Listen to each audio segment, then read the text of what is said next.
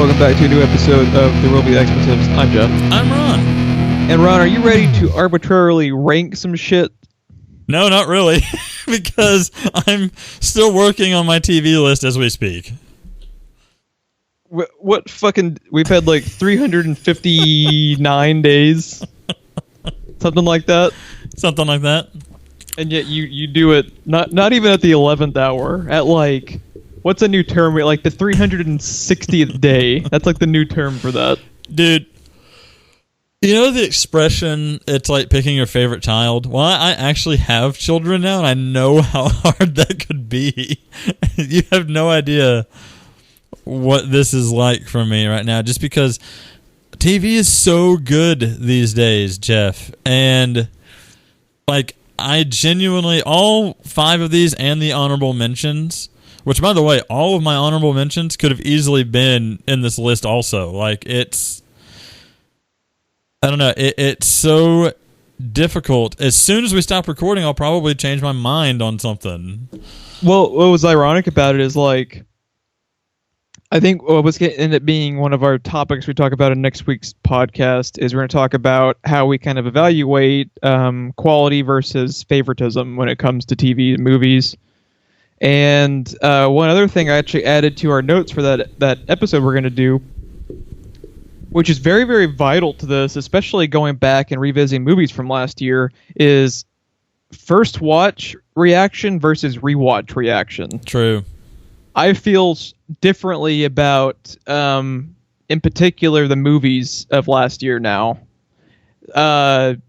Particularly, I don't know if I actually talked about it on one of our recordings or not, but last year my number 1 was Star Wars and my number 2 was Ant-Man. I would flip those two now because I've seen Ant-Man 2 or 3 times since then, and Ant-Man I like better and better each time I watch it because it's like the more times you rewatch something, if you can't find things to nitpick about it, you're like, damn, you made a fucking great movie because your thing's kind of flawless. Yeah, no, Ant-Man is a very flawless movie. And so, yeah. I don't remember where I had it in my rankings, but it was probably wrong. I think we were both like at least top 3. Yeah, my rankings were probably wrong. It probably should have been number 1 on mine if it wasn't.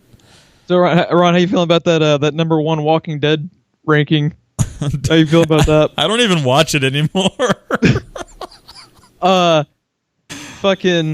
did you had The Flash like 2 or 3 as well, and you quit that. I quit Flash. It's amazing how quickly this shit can turn around in a year. That's what's kind of crazy too, is like with TV, it's so fucking good. Walking Dead, it was kind of the second half of that season, that same season. We were only in the first half of the season when I ranked it. I think it was really like the last episode and a half of that second half of the season, like when it just kind of... Yeah, but yeah, we could do a whole other podcast about that. Why don't we get started, Ron? How about we jump into 2016? We're starting with TV shows. We're going to be... These are our top 5, and did you have 3 honorable mentions as well for each thing? I do. Okay, so we have our top 5s and then 3 honorable mentions. We're going to be going back and forth, going from 5 to 1. And neither one of us know the other one's list. Yeah. So Ron, since I started us off last year, is starting us off this year. Ron, what is your number 5? My number 5 and my first honorable mention could have been interchangeable, but my number 5, I think, was this year's Agent Carter. Hell yeah, man. Agent Carter rocked it this year. Agent Carter season 2. I mean, I actually ended up liking season 1 more than you, but season 2, and it was such a fucking shame since it got canceled. Like, they really hit their stride, I think, in season 2. Season 2, they finally kind of figured out what they were doing and how they wanted to do it. Like, season 1, for me, was really just about Jarvis and Carter. And I didn't really care about much else that was going on. To me, the story felt pretty weak and everything. The pacing was a lot better in season 2. Oh my god, season 2 would like have me on the edge of my seat every episode. I laughed, I cried, everything about it was just phenomenal compared to season 1. I have a rebar complex. Dude. She got rebarbed like Lara Croft did. Yeah. No, it was pretty fantastic. So that's. I want at least a Netflix movie to tie it up so bad. I know.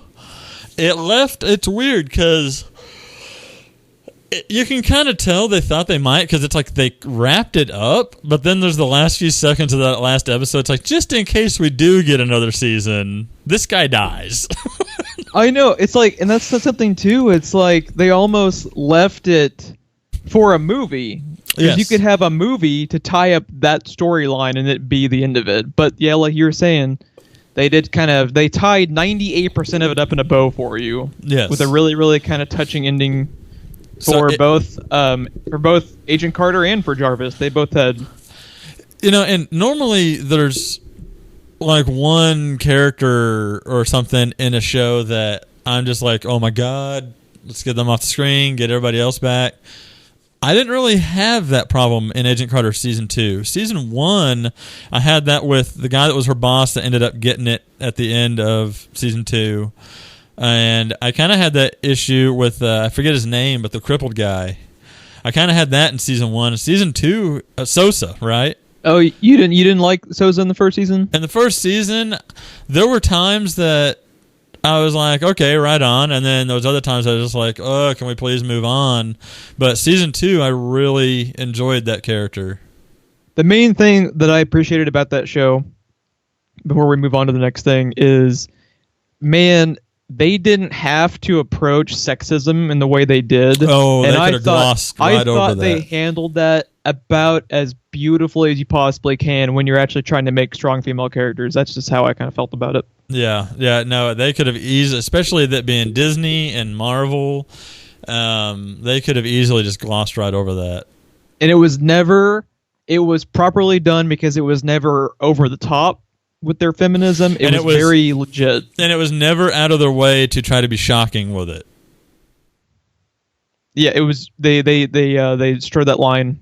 It was almost natural, I would say, because even though the characters had respect for Agent Carter, the sexism was still there, and that's exactly the way it felt, because that was just the culture. And we never even got to fucking officially watch S.H.I.E.L.D. come into play, which was like the whole point originally in the show. I know, and you could kind of see it coming with where Season 2 was going. Yeah. Man, it just makes me sad we didn't get any more. Did you have anything else you wanted to add with Agent Carter as your number 5? No, I think that's about it. Like I said, dude, I laughed, I cried. It was a hell of a ride, and I'm gonna miss it, and I'm gonna miss my Haley Atwell.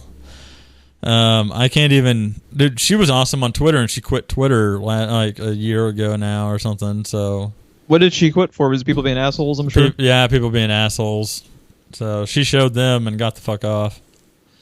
If you're an asshole to her, you deserve to be shot into the sun. I'm just going to say. I want her as the doctor, and I want Jarvis as the companion. Yes. If we're not going to get Agent Carter back, give us fucking Haley Atwell doctor. Before we move on from Haley Atwell, which really does one ever, have you watched any of her new show? Because I haven't. It was like a procedural lawyer drama, and I have zero interest in that. I have zero interest in that as well. Like, when I first heard it advertised, I was like, Haley Atwell, sure, it's the only way I'm going to get a dose of her. And then when it actually came out, I was like, no thanks, I'm good. I'm going to be honest. If you don't really count, like okay, CW kinda is a local channel, like NBC and Fox and all of them, but it's not really, because they're more genre focused. They're more going after like the 15 to 27 crowd, while NBC, CBS, and Fox are usually aiming older, especially CBS.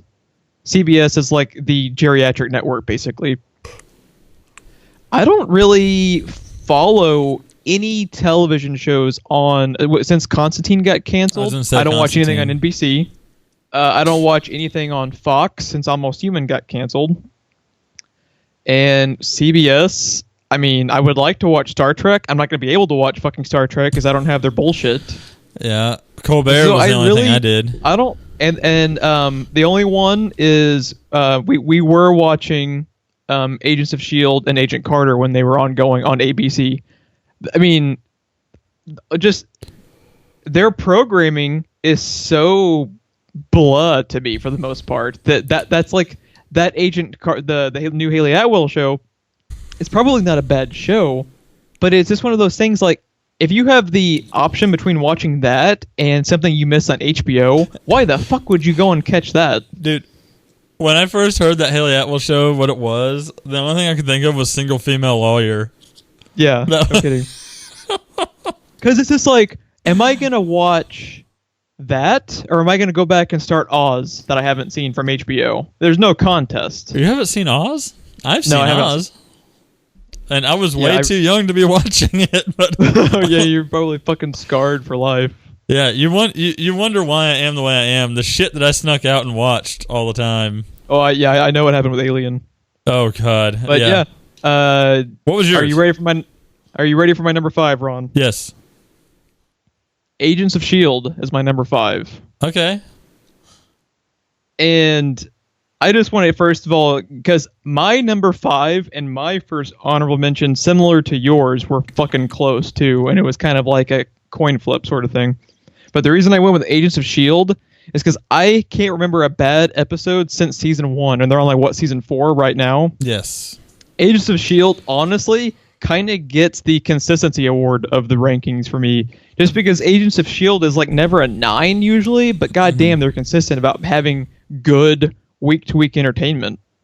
Yeah, no, they've been doing a really good job. They've had, like you said, they haven't had a bad episode really since season 1, and their worst episode, would be like a middle of the road.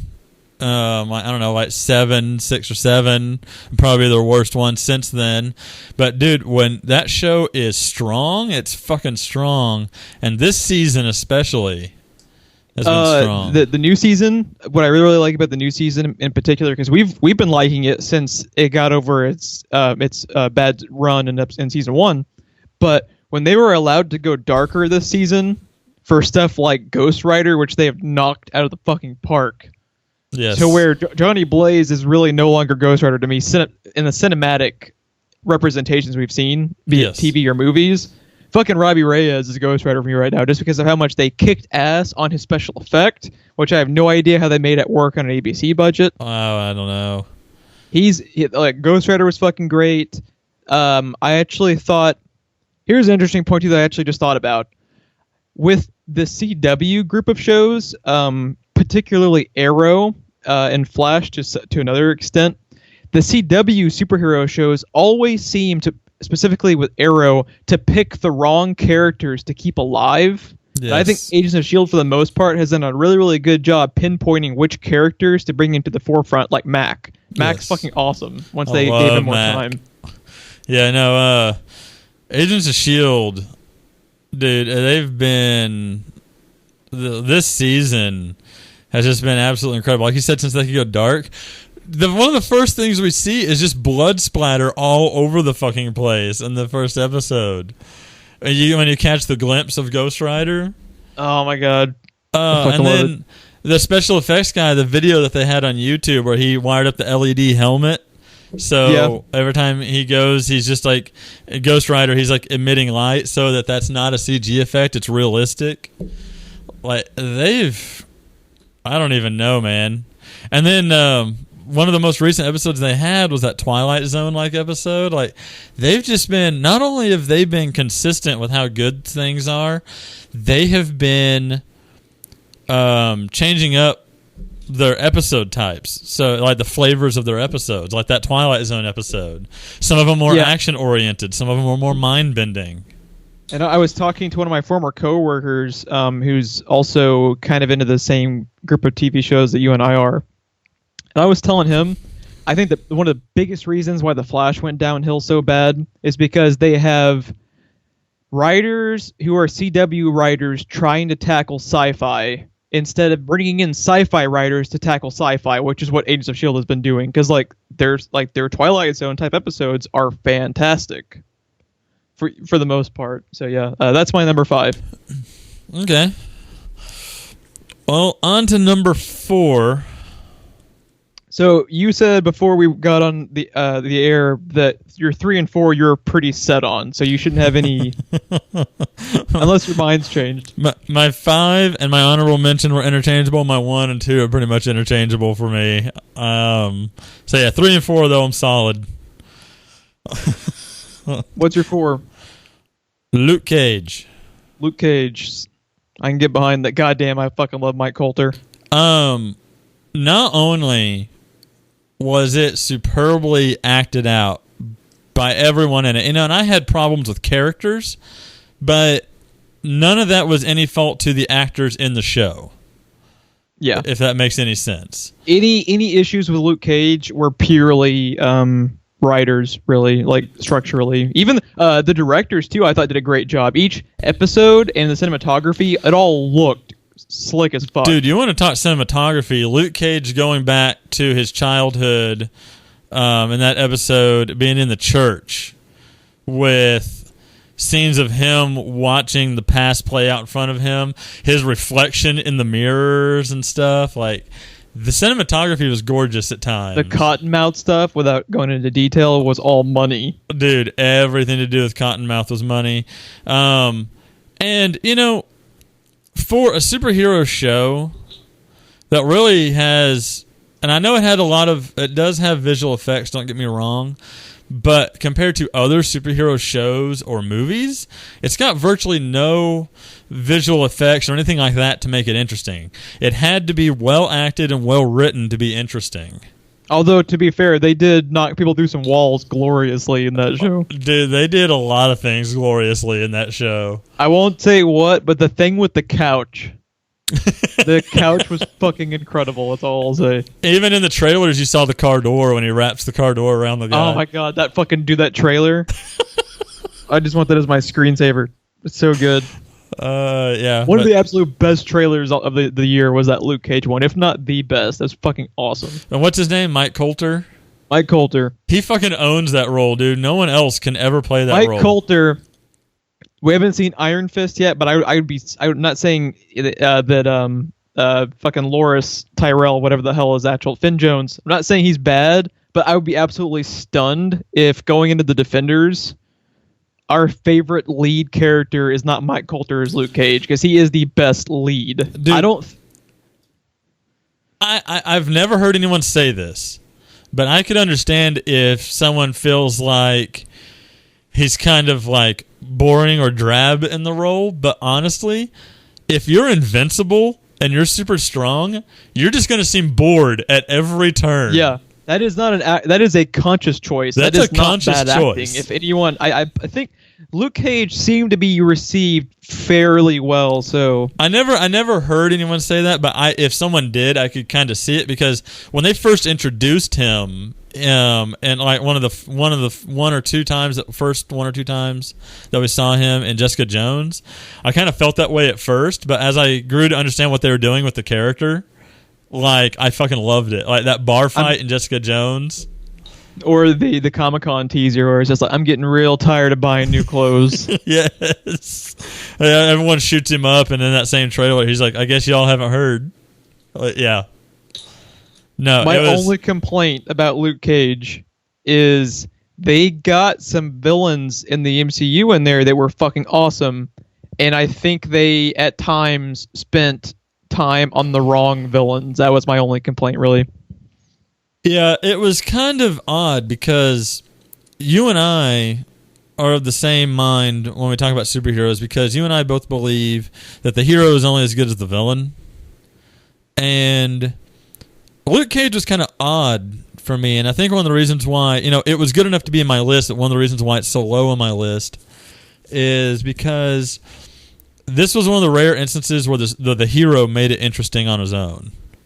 He's like the anti-Superman. Yeah, pretty much. He like, and it was all on the shoulders of Mike Coulter. Mike Coulter, especially in the second half of the season, when some of the problems that happen. The first 6 or 7 episodes are flawless of Luke Cage to me. It's only in the second half of the season where it starts to become a problem. By the way, the MCU on Netflix in general, I love what they're doing with Rosario Dawson, making her like Coulson, appearing in everything.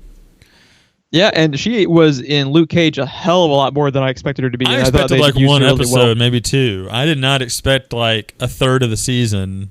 She was in that more than Daredevil. She was. And like that, and that was kind of like, since that was her first thing, that was always kind of led to believe that was going to be, the show that she'd be the more, the bigger focal point. But it makes sense because, like with Daredevil, especially with them going and introducing Elektra, they needed to make room for Elektra for season 2. There's one thing that I wish they'd stop doing, though. In the whole thing, The or whole just Netflix thing. Daredevil, I don't think has done it yet. But Jessica Jones and Luke Cage both pulled the same shit that George Dredd pulled in Star Wars Episode 1, and that is stop trying to explain everybody's powers away. I was much happier with the Purple Man before I knew that it was a fucking like virus. Then, because I mean, I was on board with the Purple Man when he was mysteriously mind controlling people, and you told me it was a virus, and that kind of lost me. You know what it is? It is. It's like Michael Myers syndrome. Yeah. The second you explain him, he is no longer scary. Right. Then some kind of shellfish or something is what. Oh yeah. Is what Luke when Cage's they tried to powers explain are based what about on. his DNA made him that way. Yes. He had a fucking lab accident. That's why he's that way. I don't need to know what kind of fish he's based on. I don't want to spoil it too, but Luke Cage also had some badass Easter eggs, and I think you know what I'm talking about. Yes. Yeah. No, dude, it was a great show. It really was. I'm stunned to like. I kind of expected this once we started seeing footage and trailers from Luke Cage, but if you had told me about the time that we were seeing the Jessica Jones trailers, that I would end up liking Luke Cage a million times better than Jessica Jones, I would have thought I was crazy. Yeah. No. They're not even close to me. Like, I like Luke Cage way better. Jessica Jones's marketing campaign was better than a lot of the MCU movies. Man, they sold the fuck out. Well, what was kind of a shame is, like, conceptually, it is a great idea. Yes. Especially with using the Purple Man in that season 1, but their execution was just... the love interest between her and Luke Cage that they had going on for a little bit back and forth made sense also. Yeah. Because it's like they finally found someone that kind of like understood each other.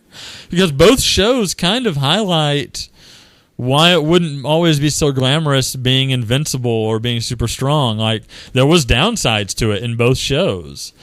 And, there were aspects to having powers in general that ruined both of their lives. So that even made sense. Like, they did good with certain concepts. But Luke Cage, I thought it would be fun, but I didn't think I would like it nearly as much as I did, dude. And the actor, I forgot his name already, that played Cottonmouth. Oh man, Maher Shali Ali, I think, something which like is that. why I forget his name. But he sold his role just as well as Mike Coulter did. Yeah. Just the first half of Luke Cage season 1 might be the best grouping of episodes they've done so far in their Netflix stuff. It's just great. I would agree with that. Are you good on your number 4? I'm good on 4. What was yours? Mine, it's gonna be mostly me talking about it because you haven't seen it yet. But funny enough, I was trying to kind of rush to catch up on stuff that I missed right before we did these rankings. And I actually just finished up this show yesterday, and my number 4 is The Night Of. Okay, I had never heard of it until you started rushing through it. Which, by the way, I'm surprised you remember jack shit about any of that stuff that you rushed through at the last second. Yeah, it would just be a blur to me. The Night Of is a miniseries. They don't know if it's going to be a one and done, but if it continues, it's probably going to be an anthology where each season its own thing. That's cool. But The Night Of was an HBO. First of all, it's HBO. The cast is great. The acting's great. Just about everything is at least like fucking great. At least totally serviceable and watchable. Right. if not much more. John Turturro, and I believe the other lead was Riz Ahmed. But this was a remake of if you want to get right down to it, like what leads to a good show. This was an HBO remake of a BBC crime drama. There's a lot of good pedigree behind it, but the acting was fantastic. John Turturro and Riz Ahmed, I believe is his name, were the two leads. One of the supporting characters was one of my favorite actors, actually from The Wire. It's Michael K. Williams. If I showed you a picture of him, you might recognize him, but he's usually more of a supporting actor, but he's fantastic in it too. But what The Night Of did, and I am usually not a big crime drama guy. There are sometimes some that kind of catch my eye, usually the darker ones, like True Detective Season 1. Mm-hmm. If we had been doing rankings back then, True Detective Season 1 would have been in my top 5 probably. But with The Night Of, one of the things that I thought it did with crime drama in general so beautifully is the first 45 minutes of episode 1, maybe 35 to 45 in that range, you actually spend following the victim of the crime and the defendant. Okay. So what I liked that I thought was so brilliant about it is because especially in the local channel ones like shit like CSI and NCIS, what is the victim always? Dead. They're just a piece of meat. You have no emotional attachment to them, so why should you give a fuck if their crime solved? Right. This one I thought was genius because you actually get to know the victim, and they're written realistically but still likable. Like they feel like real people. You kind of get to know them. You follow them all the way up until the crime, and you don't see who commits the crime. Okay. So you get attached to them, but you don't know who the killer is. And this is actually something you can see in the trailer. I'm not spoiling anything. The victim is a girl who has gotten into the back of a taxi cab from a young college kid in New York who has borrowed his dad's taxi without asking. The kid's driving across New York City trying to go to a party. He stops. He's trying to figure out how to activate his off-duty lights, but he can't. He pulls over. The girl gets into the back of the taxi, and she's a super hot young 20-something. So he's like, this isn't my dad's taxi, but she's like, can you just drive me somewhere? I just need to get out of here. He ends up having sex with her back at her apartment. As one does who steals a taxi. But they start taking drugs.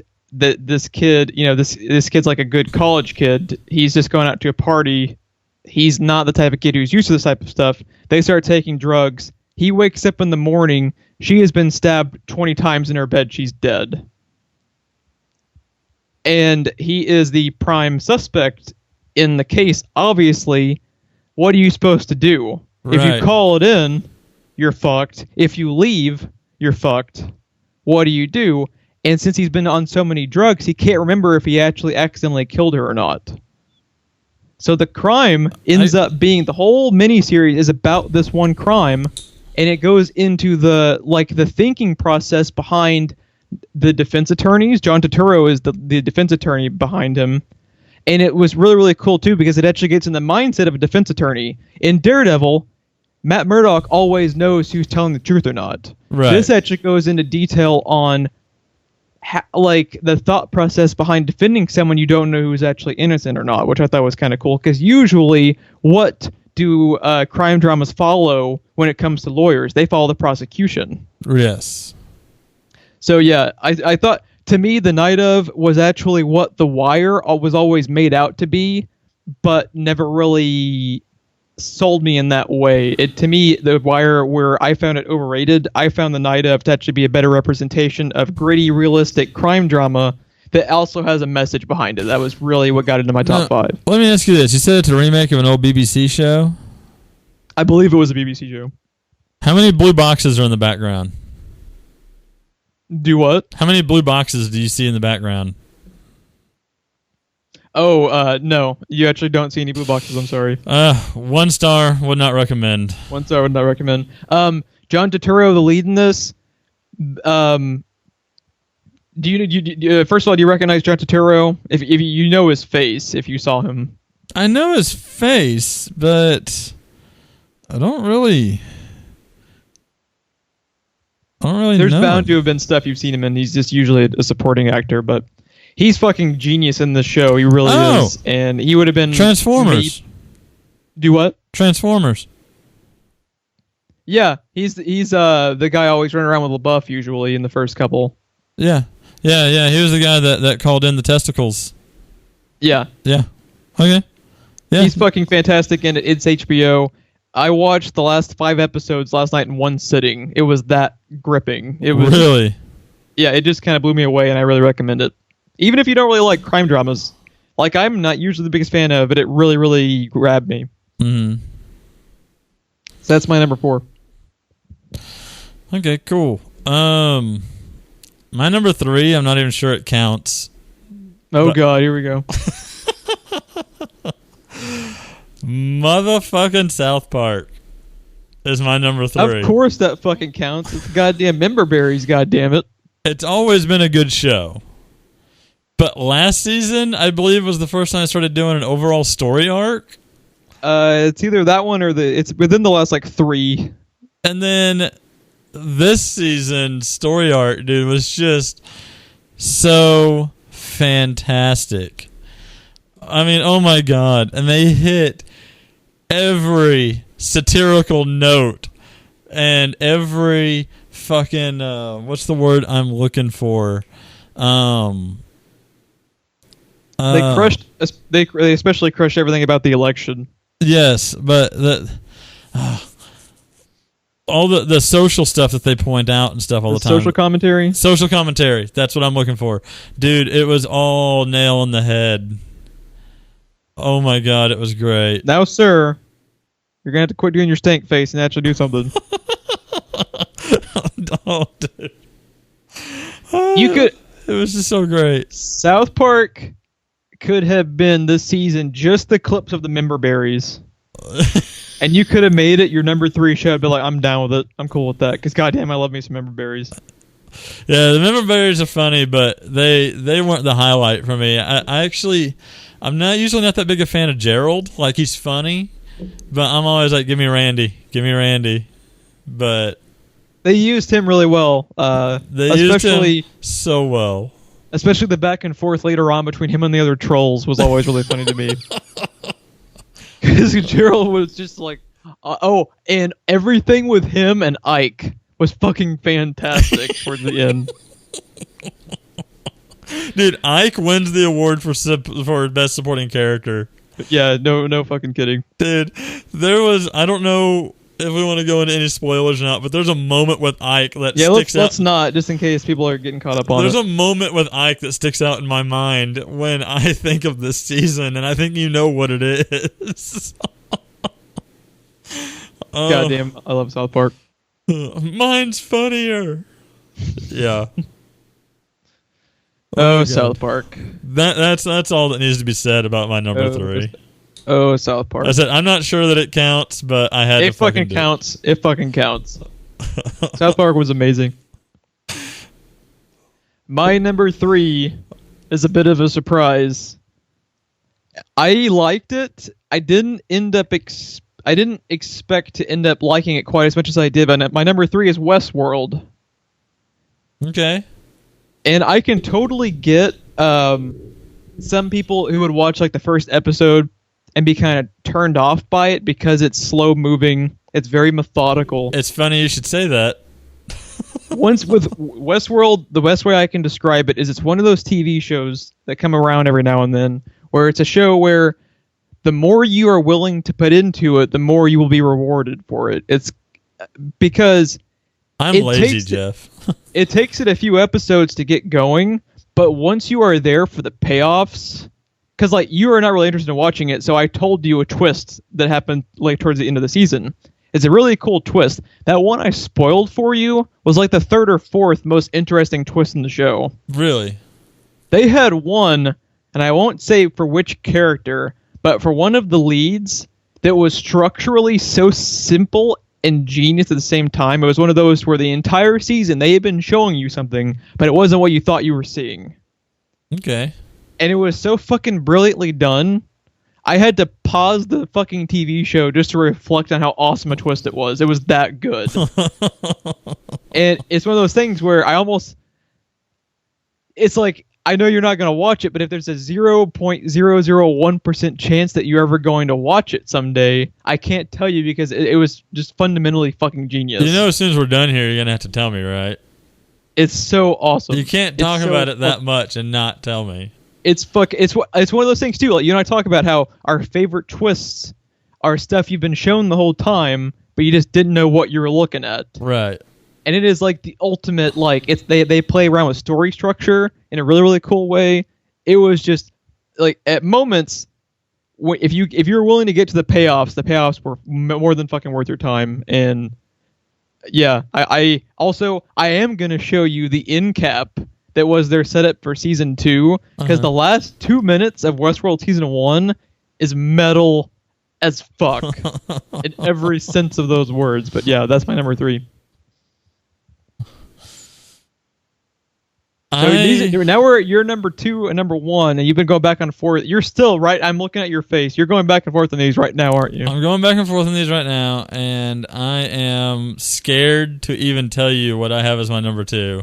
Oh, I'm so nervous about this. Because I can already hear you in my head as it being number 2 and not being number 1. I think I know what you're going to say. Game of Thrones? Yeah, I had a feeling. Yeah. Yeah, You realize we've only spent 45 hours talking about each individual episode of the show, right? Just throwing that out there. Well, like I said, my 1 and 2 are almost interchangeable, and logic tells you, and it makes a lot more sense when you know my number 1, that they shouldn't be, because Game of Thrones is so cleverly written. It has the budget behind it. It has the actors in it.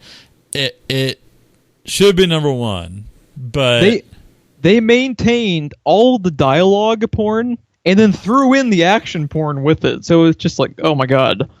I don't even know how they accomplished some of the stuff that they accomplished, but my god, this season, that they went for it in this season, dude. Some shit went down. And we still have 13 episodes left over 2 seasons. We haven't even gotten to like the crazy shit, I don't think. I don't think so either, dude. It's just gonna be an absolute batshit crazy. But there was the low points in this season were still high, and the high points reached for it.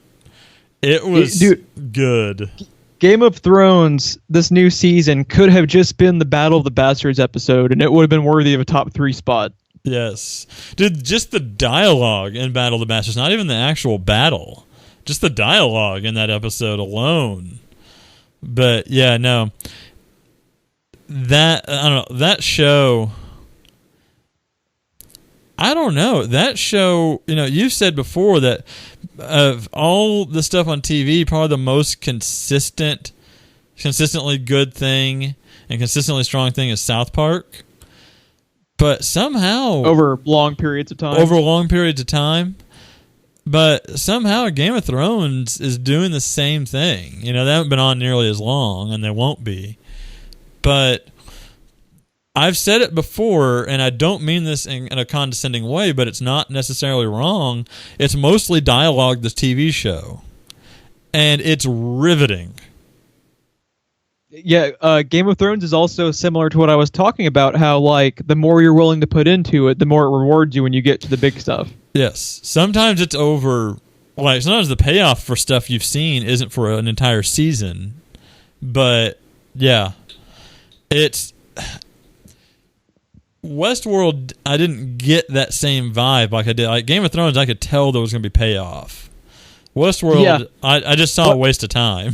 The thing with Westworld is, you're totally right. The thing with Westworld is, Game of Thrones, you can kind of tell what you're getting into. Westworld, at first, is a bit of a leap of faith. Yeah. Like, you just kind of have to, because like...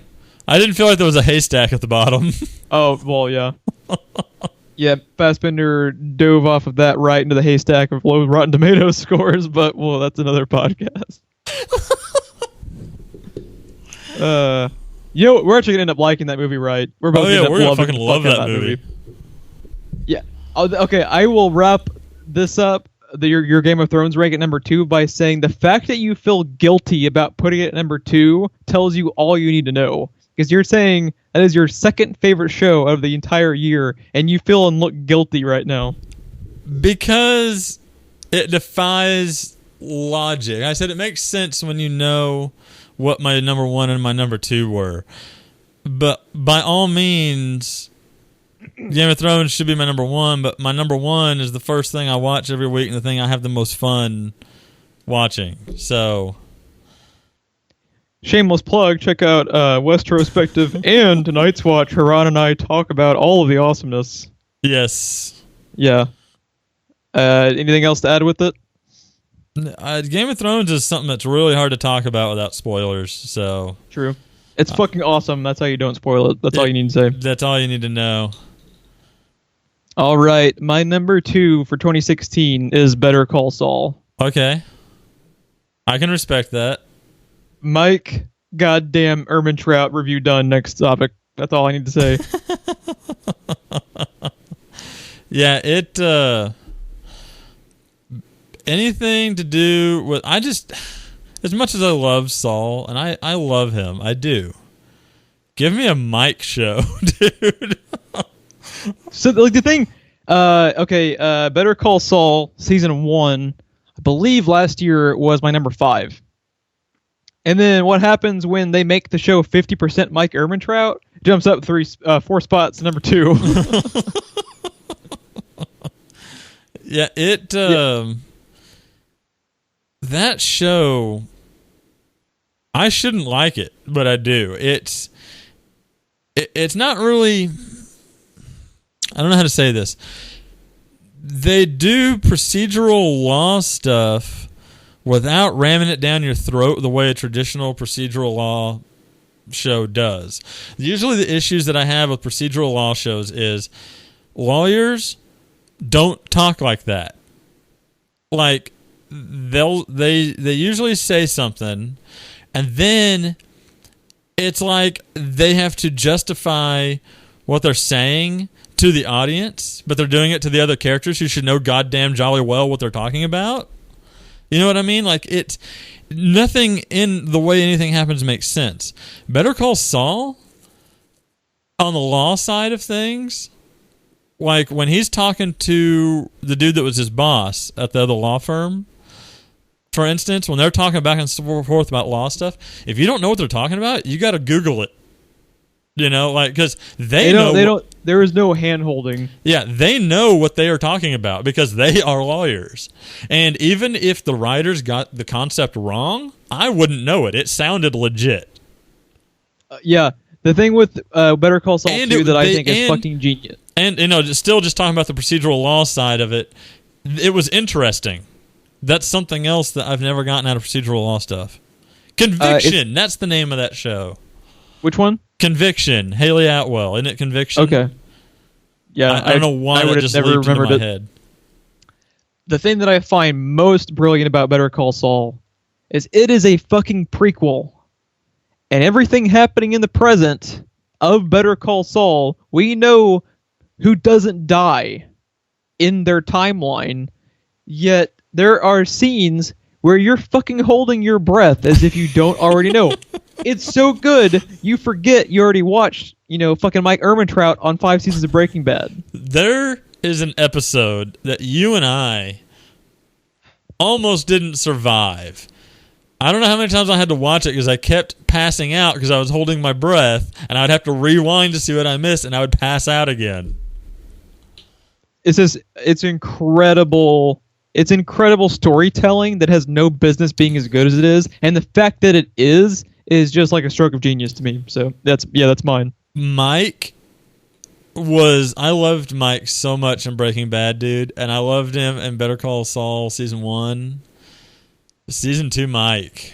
He is no longer a supporting actor. He is the co-lead of the show in season 2.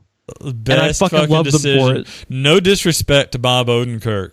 Best fucking decision they ever made. What's cool too is they made Mike kind of like the co-lead, but you never felt like he was overshadowing Saul. Like, it was a really, really good balance. That's what I was going to say. They're really balanced out well. And even when their story arcs do not intertwine, like, you've got two separate shows going on side by side a lot of the time. I'm sure it wraps up in another season later, all the stuff we're seeing now. Yeah. But, I mean, it's just, even the moments that there's no dialogue on screen, just the way it's acted out, the way it's written, the way it's filmed. I mean, it's a solid show, dude. Yeah, I loved season 1 and I adored season 2. So let's get to it, Ron. What's your number 1? Okay. For some reason you can't hear the drops, but I'm going to do a drum roll and cymbal crash on every one of them. All the number ones? All the number ones. All the 2 number ones. So my number 1 for 2016 is Agents of S.H.I.E.L.D. Really? Yep. Right I told you my number 1 and my number 2 are almost interchangeable, and it makes no goddamn sense. I'm so proud of you right now. Like, that's some fucking cojones. Like, I appreciate that. That's fucking, like... Because Agents of S.H.I.E.L.D. is so fucking awesome. Every episode, I can't fault you for it. It's the thing that I watch first every week.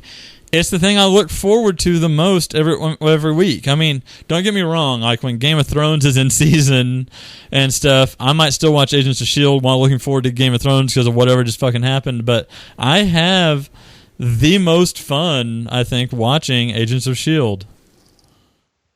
Especially this season, dude. Ghost Rider, I fucking love Ghost Rider, motherfucker. And they are knocking it out of the park.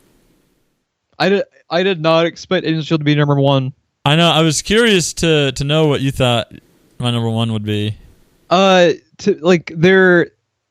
such apples and oranges between Agents of S.H.I.E.L.D. and Game of Thrones. Because Game of Thrones, to me, it's hard to separate each season from the whole. It is. Because as a whole, Game of Thrones... It's a narrative. With Game of Thrones, if their last couple of seasons don't just shit the bed immensely, it is the best television show I've ever seen, surpassing Breaking Bad. Yeah. You know, Game of Thrones, by all means, if you just compare the two straight up, with the budget it's got and the caliber of the actors that it's got and everything behind it, and the story in it, by all means, logically should be my number 1. But I don't think we prefaced it. We should say these are our personal top 5 favorite, not our top 5 best. There's a difference. Yes, there is a difference. And for the year, the list changes every year.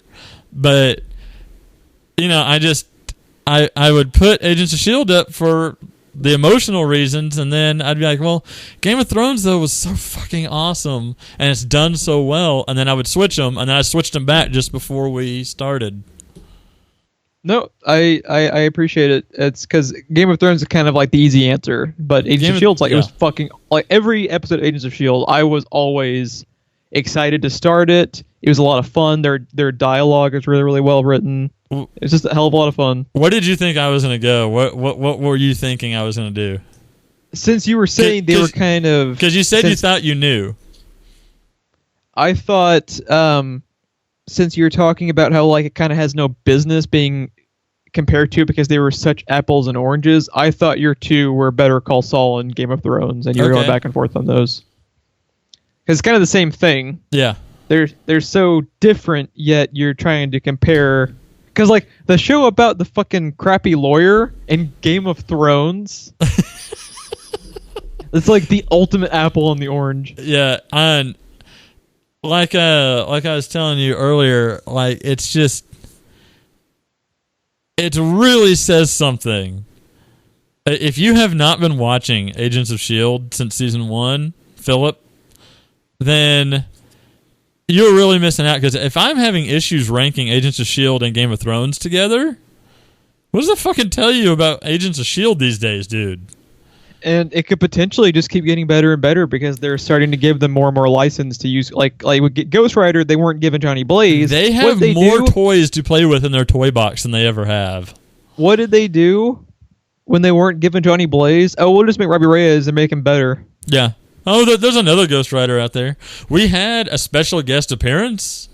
I'm not going to say who, but yeah. I want a fucking Robbie Reyes Ghost Rider show so bad.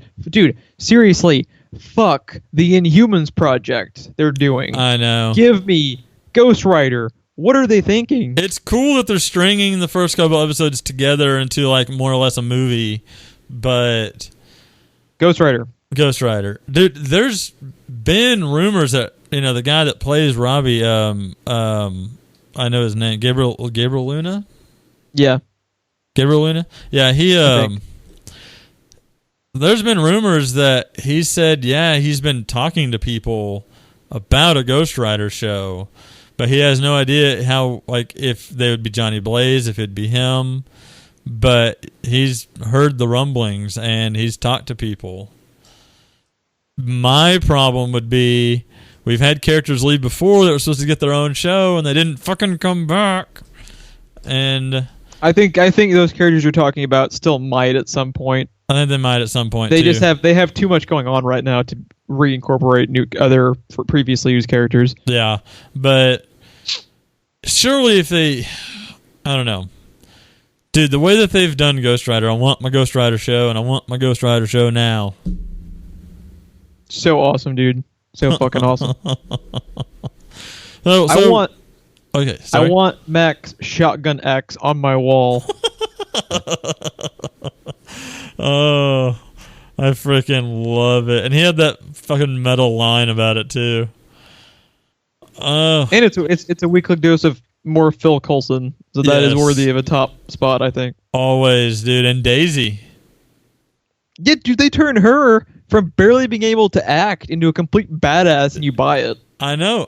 There's what? 2 seasons ago, she went full John Wick on some people. Fuck yeah! And it was convincing. Really cool. They had really cool fight choreography too. Yeah, they had better fight choreography than most of the fucking movies. And one thing that I appreciate too is I find very interesting ways to use everybody's powers. They don't just go for the obvious stuff.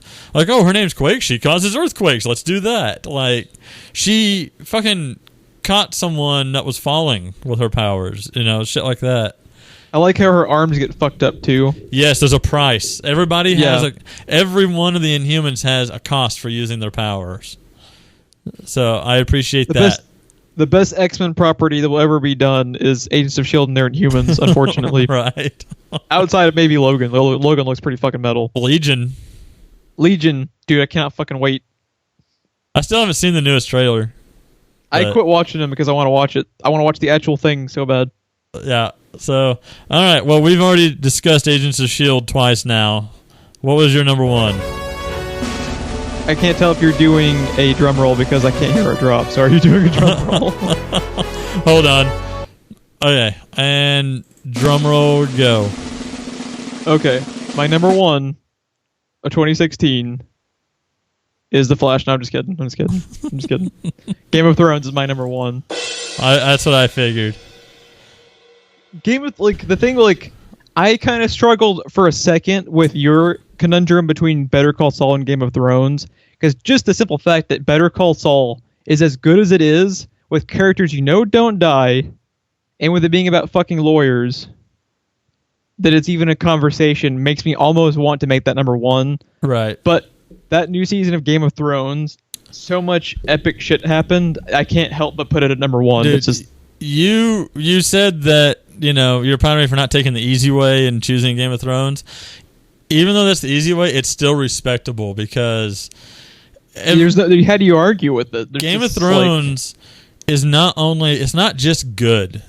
It is they're so good at what they do that even as good as this season was, next season's always better. Game of Thrones is not even a television show. It is a television event. They have been so good about that, making that show. That's what it's become. It is like a cultural phenomenon every Sunday night when that shit's about to happen. Yes. There's like when you're getting even before you're watching the show, if you're just on Twitter with people getting hyped up for it, there's like electricity reading fucking Twitter hashtags. Oh, I know. And shit trends for days after it airs every week. So yeah, no. Totally respectable, dude, even though you said it was the easy way out. Totally respectable. I love me some Game of Thrones.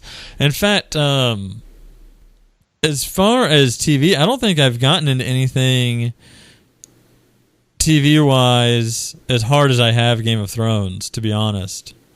Like, it's kind of right up my alley. I'm usually not... It's more like medieval-ish, and I'm usually not into that kind of thing, but they don't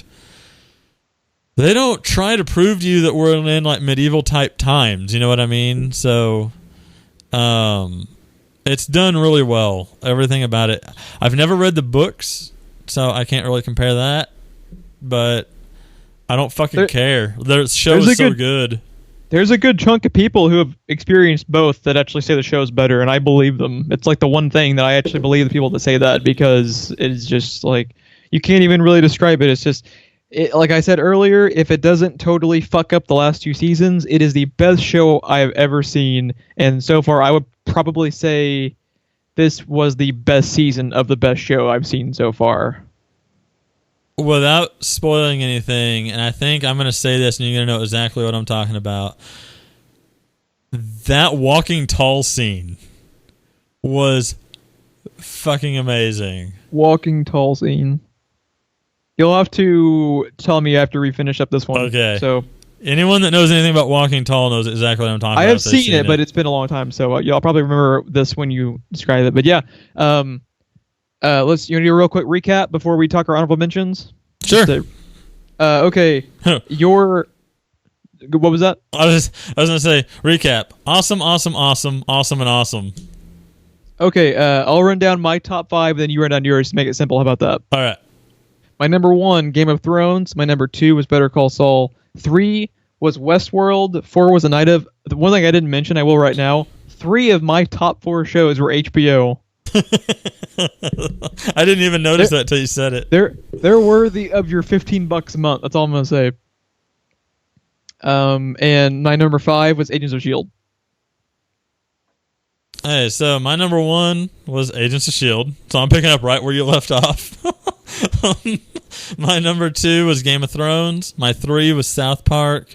My 4 was Luke Cage. And my 5 was Agent Carter, R.I.P. So 3 of your top 5 were MCU? Yes. Because it was Luke Cage, S.H.I.E.L.D., and Carter. Yeah. Yes. It's pretty cool how Marvel transitions from making movies to making TV, and then 60% of your top 5 TV show list is MCU shit. Like, that's pretty impressive. Yeah.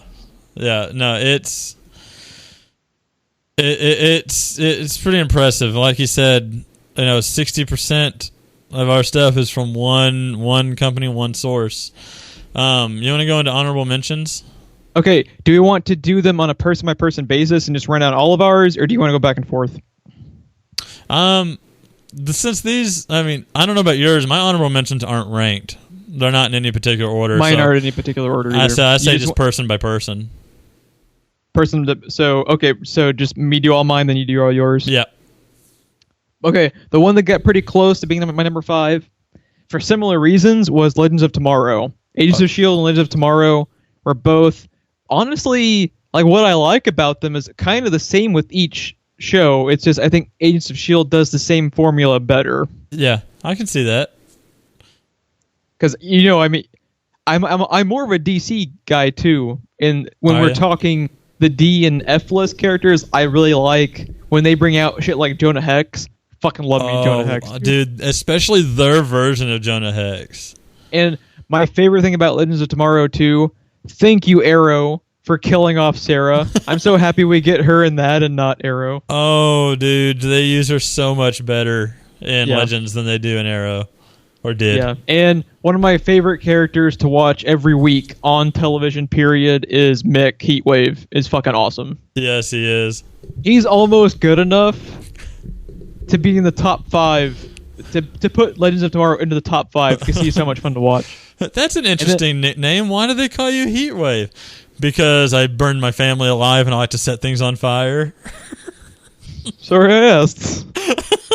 And then my other two remaining honorable mentions, I can actually tie in. The reason they were both mentioned but didn't make it into the top 5 was because I thought they both started much stronger than they finished. Okay.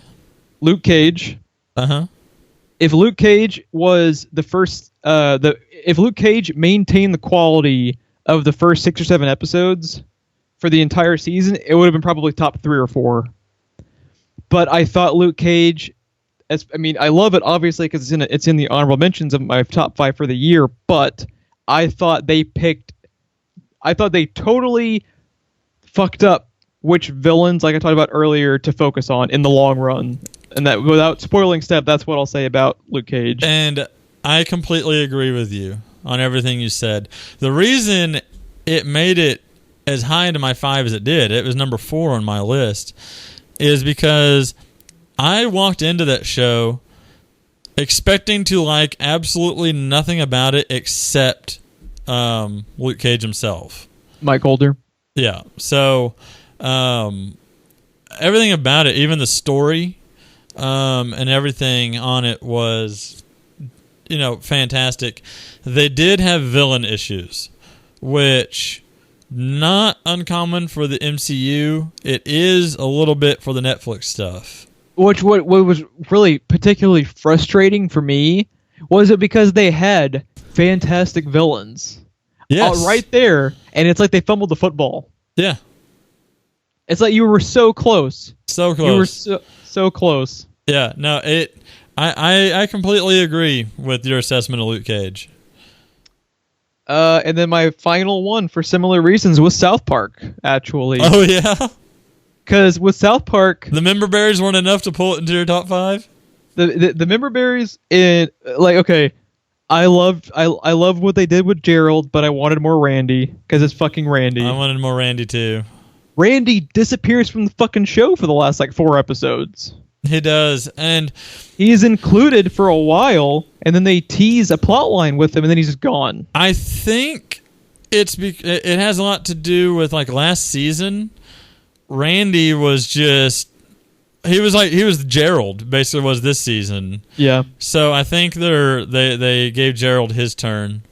And then next season's going to be all Member Berry and Randy. I'm telling you right now, if that's the case, next season's Mr. Mackey. If that's the case, my number one show for next year will be South Park. If it's all Member Berry and all Randy all the time. Oh, dude, Randy, yeah. Randy is my analog in the show. He's my connection to the show. He's me. Everything he says, I feel like, is me.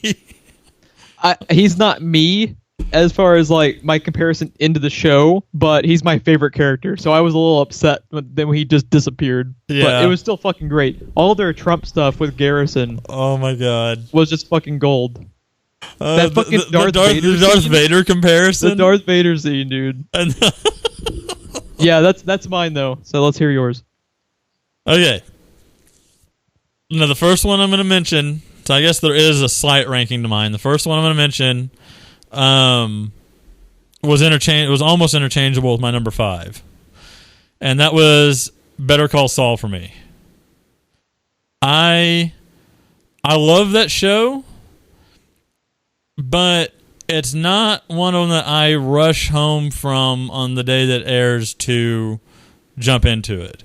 I can kind of see that. You know what I mean? It's because I do mine pretty emotional. What my emotional attachment level is to it is a big part of the way I rank. We talked earlier about how we're going to discuss that very thing next week. With Better Call Saul, it is a thing where the quality wins out when I'm ranking it. Yeah. It's done superbly. I've got no disrespect for that show. It's done superbly.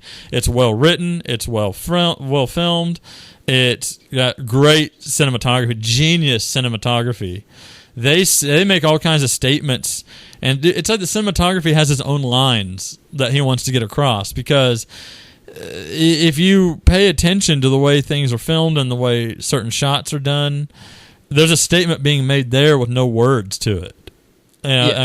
It's done very well, but and I enjoy watching it, but it's just not a show that I rush home to see every week when it's on. I'm happy it's on. I wanted it. I want more of it, but what also doesn't help it is it was so long ago. You don't have the same emotional. I was telling you earlier today that I was having. It's been such a long year for me, and it's been so busy. I don't even really remember watching it much. I was having a hard time recalling any of the episodes or any of the events that happened in it. So if I had watched it again before this, it probably would be higher in my ranking. I'm going to be honest with that. I even mentioned to my wife that I was having issues even remembering it, and she had to pause and remember if we even watched it for a second. So, I mean, it's just been a busy year with us, having the kids and everything else that's been going on. So, but yeah, that's my first honorable mention. Based on what I remember alone, though, of it, and just the Mike stuff alone, almost made it interchangeable with my number 5. What was your number 5 again? Agent Carter. Agent Carter, okay. Yeah, just because of how much fun I had watching Agent Carter. My next honorable mention is Legends of Tomorrow. Good man. I love that show. It's currently the only one of the CW stuff I'm watching. It's the only one I look forward to, I will say that. And it's done very well. That show could easily have been awful. It is done very well. One thing that's remarkable about it that even Game of Thrones I feel like struggles with every once in a while. One of the few things wrong with Game of Thrones sometimes, very seldom, but sometimes, is Legends of Tomorrow does a very good job of balancing screen time between all the characters and the characters' story arcs. I would 110% agree. It's pretty they have a shit ton of characters on that show. And I feel like they all have their own arc. You know what I also think really hurt The Flash is, do you get the impression when they started floating around at CW headquarters, the concept of Legends of Tomorrow, all the sci-fi guys were like, I fucking love Doctor Who. Sign me the fuck up for the time travel show. Doctor Who and Justice League? Why not? So, Two great tastes that taste great together. Is like half Justice League Unlimited and half Doctor Who. And it's like at that same point they started doing time travel back on the Flash and completely fucked it up at almost every turn. Oh, dude, the time travel in Flash is just awful. It's just garbage. It really is. And the time travel stuff in Legends is super fun. You watch one episode of Legends or Doctor Who, and you immediately realize that the Flash time travel is garbage. Yeah, Legends is awesome. I love it too. It was really close. You watch Terminator Genesis and you realize the time travel in Flash is fucking awful. Yeah. Yeah. But Legends of Tomorrow, probably one of the reasons that it never made it into my top 5 when I have something like Agent Carter as my number 5 is because while I love that show, I enjoy watching it, I have almost nothing bad to say about it. And this isn't a knock. It's just an observation that kind of, I guess it is if it pushed it into my honorable mentions. You tread lightly, my friend. It, story-wise, and the way they treat the characters is a little bit more hokey to me than a lot of the other shows. I get that I'm probably not the 100% the target audience age-wise, but it is a little bit more hokey to me the way that things are done. And I think that's intentional too. I think they're intentionally going after that type of tone. And I don't disagree with that, but it's just not for you as much. That tone itself is just not for me. But you want to know the word I would use for it? What's that? Swashbuckling. That's what it kind of comes across as to be. In all seriousness, it has a bit of like an Indiana Jones vibe to it. Like it's intentionally kind of hokey, old school fun. Yeah, a bit. And like you said, it is a very fun show, and I really do enjoy watching it. And I'm not really knocking it, even though it kind of sounds like I am. But it doesn't necessarily detract from me enjoying the show.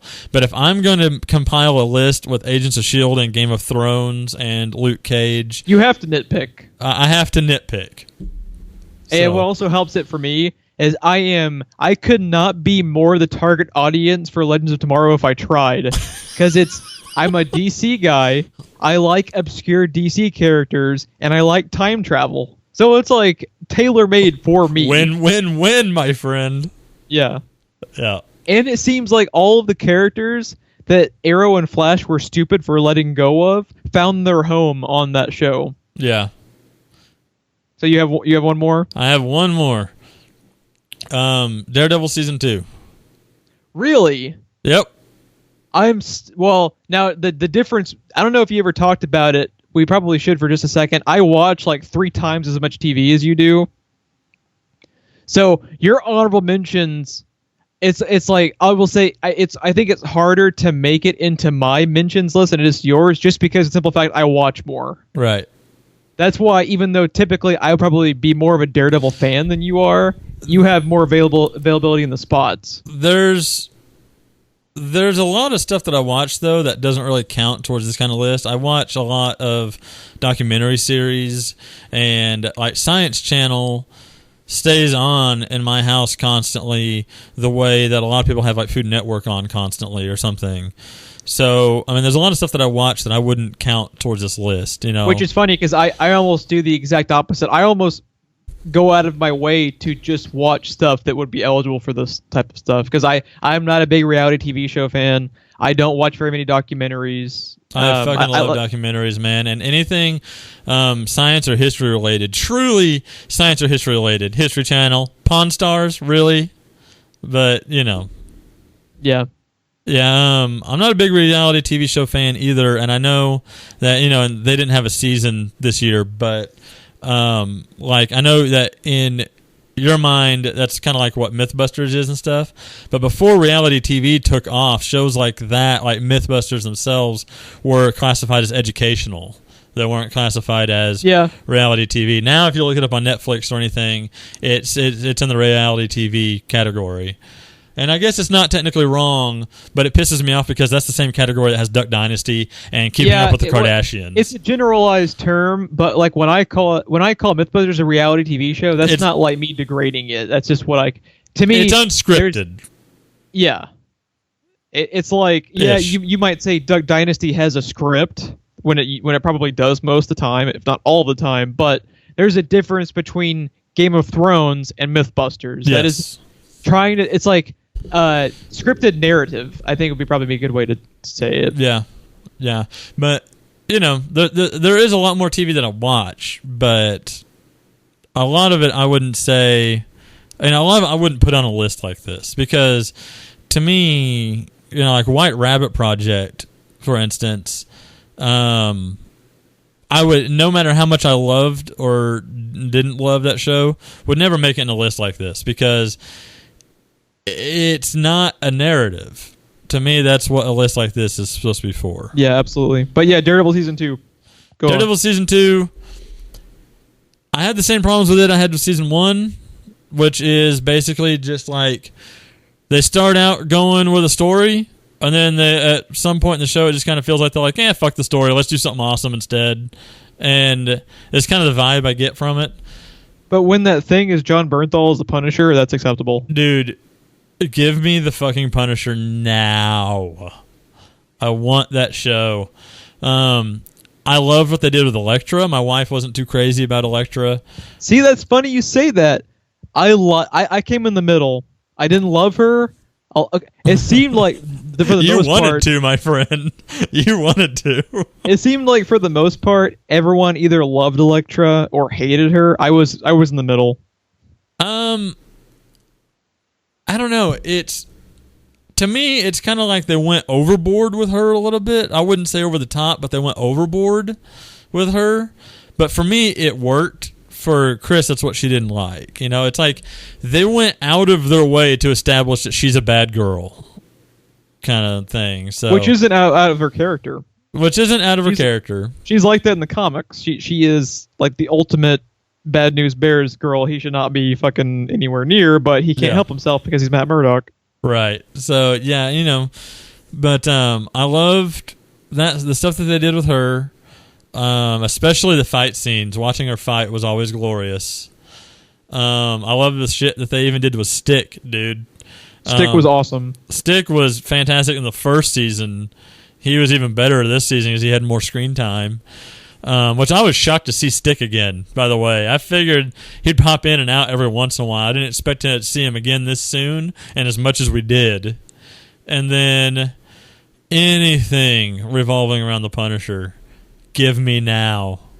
That I think that show is going to be incredible. I really do. Yeah.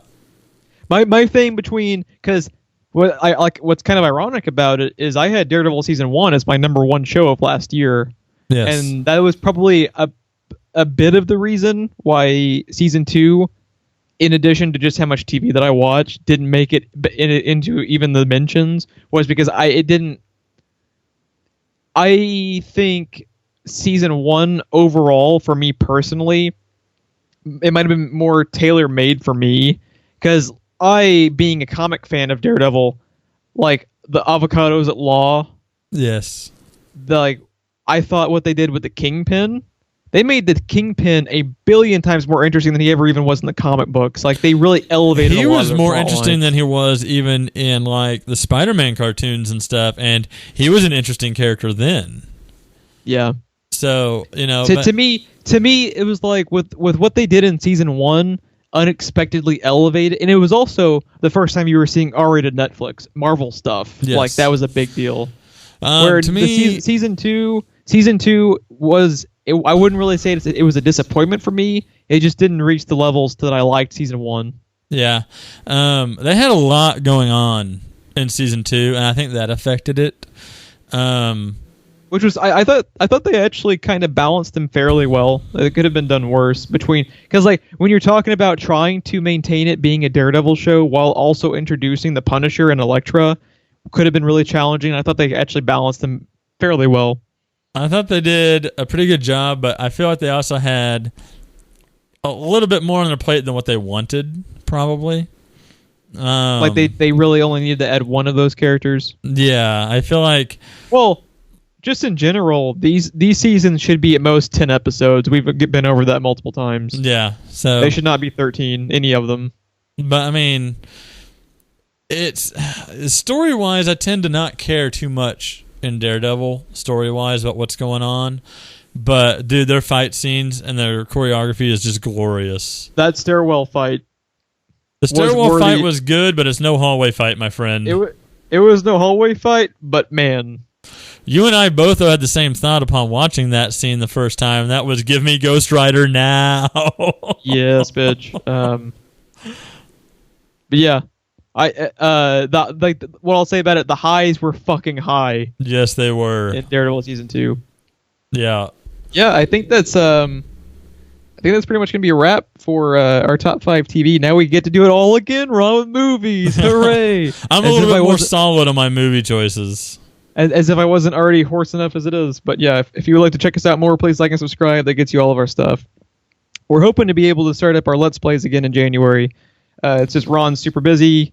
Like you talked about earlier, they just had twins. Which, how are your babies doing, by the way? Apparently, as we speak, they are slowly killing my wife. Oh, really? Yeah. So, but Sad day. Other than that, great. Okay. Well, sorry for bringing the room down.